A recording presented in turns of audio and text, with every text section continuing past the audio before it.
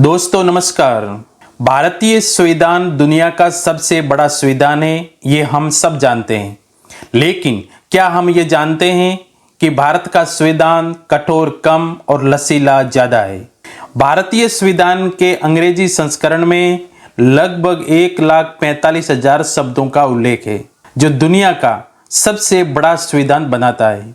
भारतीय संविधान को बनाने में डॉक्टर भीमराव अंबेडकर ने 60 देशों के संविधानों का अध्ययन कर भारत का संविधान तैयार किया था। इसलिए भारतीय संविधान दुनिया के कई देशों के संविधानों के विभिन्न तत्वों का एक अनूठा मिश्रण है। किसी भी देश के संविधान को सबसे अच्छा कहना मुश्किल है, क्योंकि हर संविधान की अपनी खूबियां और कमियां होती है। भारत का संविधान अपनी विशालता और विस्तृत प्रशासनिक प्रावधानों के कारण जाना जाता है, जबकि जापान का संविधान अपनी शांतिपूर्ण नीतियों के कारण सराहा जाता है। जबकि अमेरिका और चीन के संविधान सबसे कठोरता के लिए जाने जाते हैं। संविधान का बड़ा होना आम जनता के लिए ज्यादा संघीय व्यवस्था के लिए अच्छा माना जाए, ऐसा नहीं है।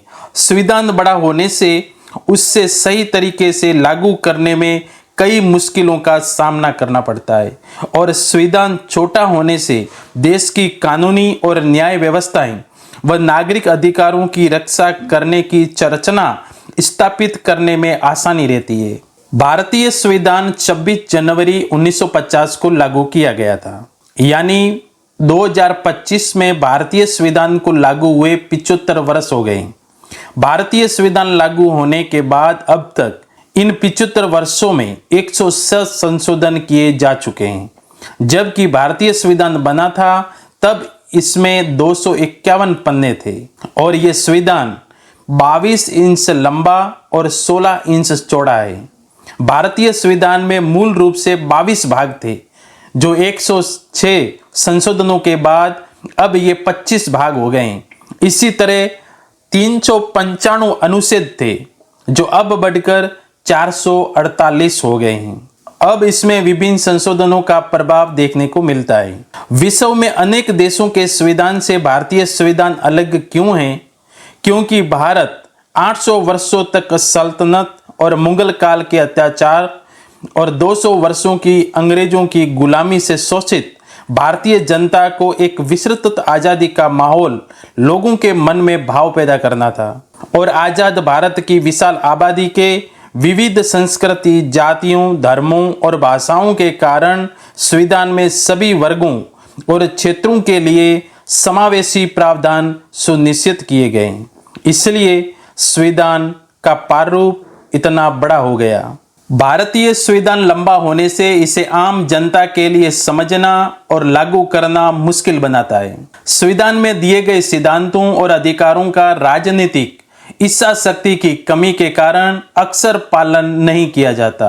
भारतीय संविधान में राजनीति का बढ़ता सांप्रदायिकीकरण उसकी मूल भावना धर्मनिरपेक्ष और बहुलवादी सिद्धांतों के लिए एक चुनौती बनाता है। भारतीय संविधान में कमियों का सरकारों ने जमकर दुरुपयोग भी किया है। संविधान की धारा अनुच्छेद 356 व 365 का हवाला देकर अब तक राज्यों की सरकारों के खिलाफ इसका इस्तेमाल 115 बार किया जा चुका है।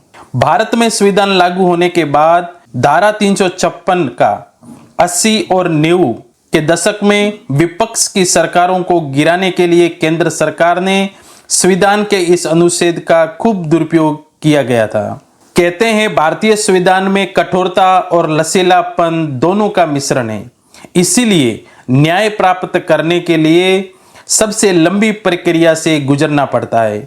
आपको जानकर हैरानी होगी कि आजादी के बाद भारत को अपना नया संविधान तो मिला, लेकिन भारतीय दंड संहिता ब्रिटिश काल में 1861 में लागू हुई थी, उसी को बरकरार रखा गया, और भारतीय दंड संहिता को पाकिस्तान और बांग्लादेश ने भी लागू किया था। लेकिन पाकिस्तान के तानाशाह जिया उल हक ने पाकिस्तान में शरिया कानून का कुछ प्रारूप भी लागू कर दिया था।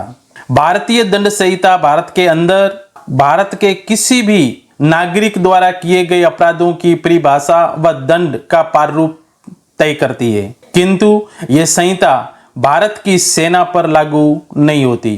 भारतीय दंड संहिता का पहला मसौदा थॉमस बेबिंगटन मैकाले की अध्यक्षता में 1857 के मेरठ विद्रोह के बाद भारत में प्रशासन की बागडोर ब्रिटिश राजशाही के हाथों में आ गई थी और भारतीय दंड संहिता को 1861 को ब्रिटिश संसद ने पारित किया था और सीआरपीसी पहली बार 1882 में बनाई गई थी, जो आजादी के 75 वर्षों के बाद भी आज भी यही कानून भारत में लागू है। अब जाकर इसमें कुछ बदलाव हुए हैं। 1 जुलाई 1924 से भारतीय न्याय संहिता में प्रतिस्थापित किया गया है और इसमें कानून की कुछ धाराओं को बदला गया है। जरा सोचिए, ब्रिटिश हुकूमत ने इस कानून की प्रक्रिया को कितना जटिल रखा होगा, जिसे समझ पाना बहुत मुश्किल है। अगर देखें तो अभी तक कई सारे केस की फाइलें जो बंद पड़ी हुई है, लेकिन उनको न्याय नहीं मिल पाया और वो भी अभी तक कोर्ट अदालतों के चक्कर लगा रहे हैं। केस करने वाला मर गया और जिस पर केस किया था वह भी मर गया, लेकिन उनका केस आज भी चल रहा है। उनकी पीढ़ी अभी तक अदालत के चक्कर लगा रही है। भारतीय न्याय प्रणाली के अनुसार सभी बराबर है, लेकिन फर्क इतना है, अमीर आदमी काबिल से काबिल वकीलों की फौज खड़ी कर सकता है और एक वास्तविकता यह भी है कि आम आदमी को न्याय आमतौर पर नहीं मिल पाता। जैसे कि आपको याद होगा, कुछ वर्ष पहले अभिनेता सलमान खान को सुबह अदालत ने सजा सुनाई और दोपहर बाद उसकी अपील हाई कोर्ट में दाखिल की गई और तत्काल सुनवाई हुई और वह सजा स्थगित कर दी गई। इस फैसले के अनुसार न्यायालय के मापदंड अमीर और ताकतवर लोगों के लिए अलग है, वरना आम आदमी की अपील की सुनवाई महीनों और वर्षों तक नहीं होती। आज भारत के सभी न्यायालयों में लगभग 3.5 करोड़ मामले लंबित हैं। इनमें से कई मामले लंबे समय से लंबित है।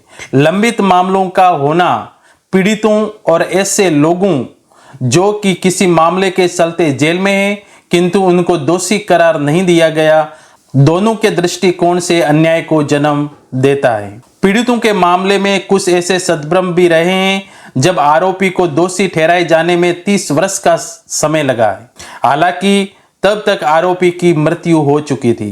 तो वही दूसरी ओर भारत की जेलों में बहुत बड़ी संख्या में ऐसे विचाराधीन कैदी बंद है जिनके मामलों में अब तक निर्णय नहीं किया जा सका है। कई बार ऐसी स्थिति भी आती है जब कैदी अपने आरोपों के दंड से अधिक समय तक कैद में बिता देते हैं। साथ ही इतने वर्ष जेल में रहने के पश्चात उससे न्यायालय आरोप मुक्त कर दिया जाता है। आज हर तीसरा जज किसी जज या किसी सियासतदान का रिश्तेदार है। काम करे या न करे कोई पूछने वाला नहीं है। तभी तो ऊपर कोर्ट में पेंडेंसी बढ़ रही है।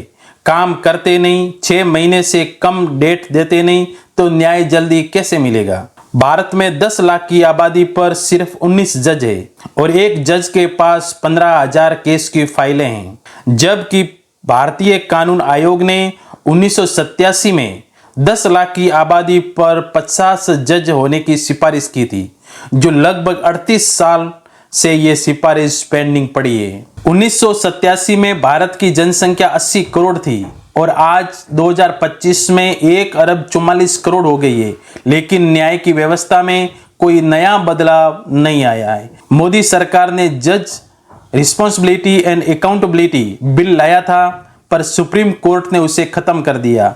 उसके बाद मोदी जी चुप बैठ गए हैं।